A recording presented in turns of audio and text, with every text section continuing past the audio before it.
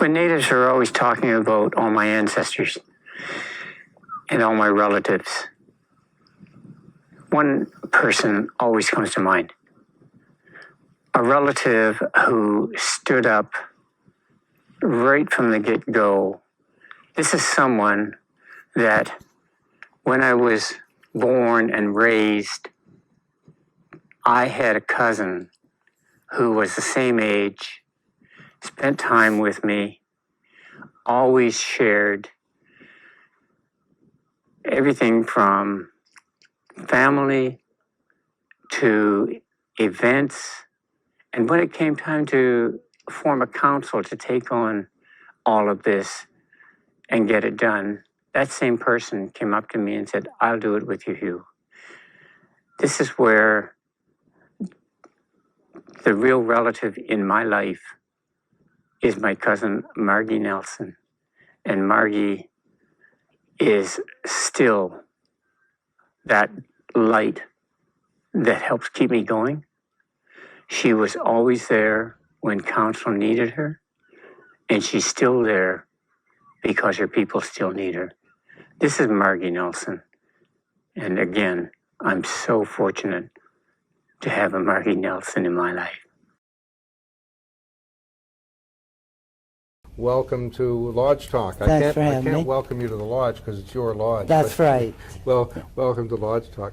Tell me your first memories. Just growing up, where were you? St. Andrews, I think? St. Andrews. What was it like? Yeah, I was brought up and raised in St. Andrews. I've always been there all my life.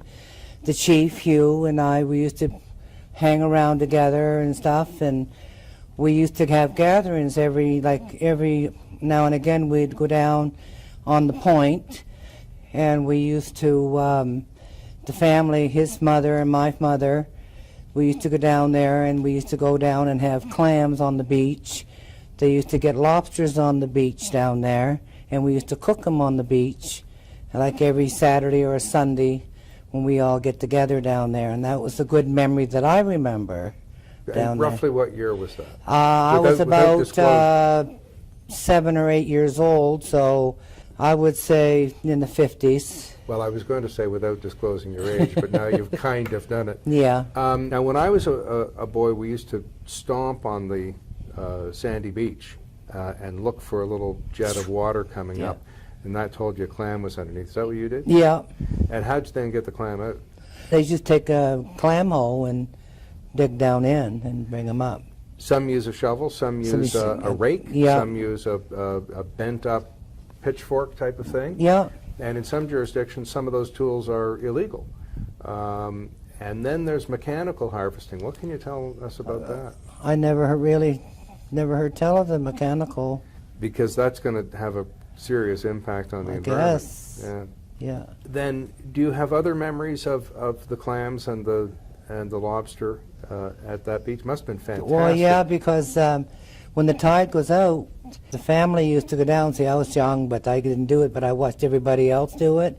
And they used to take and put a hook, a spike or something on the end of a long pole, and then they'd go down to low tide as you go, and then you would stick the pole into the rock where the seaweed was. Then the lobster would grab a hold of the thing, and you pull the lobster out of the rock. I've never heard of this. Lobsters were hiding in the seaweed? Yeah, in the seaweed.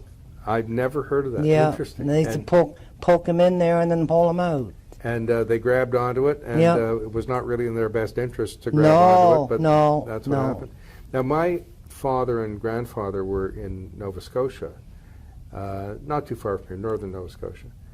And they always said that lobster was for the poor kids, that they always wanted to take roast beef sandwiches to school for lunch. Was that your experience too? Well, if you take because it was free, you know, but I mean it was like some people felt kind of didn't want to take lobster for sandwiches to school.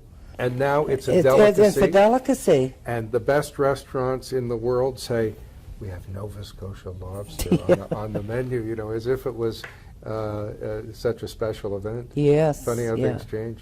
And what do you think the next few years hold? Do you have any benchmarks or goals, hopes that you can share, or is it too hard to predict?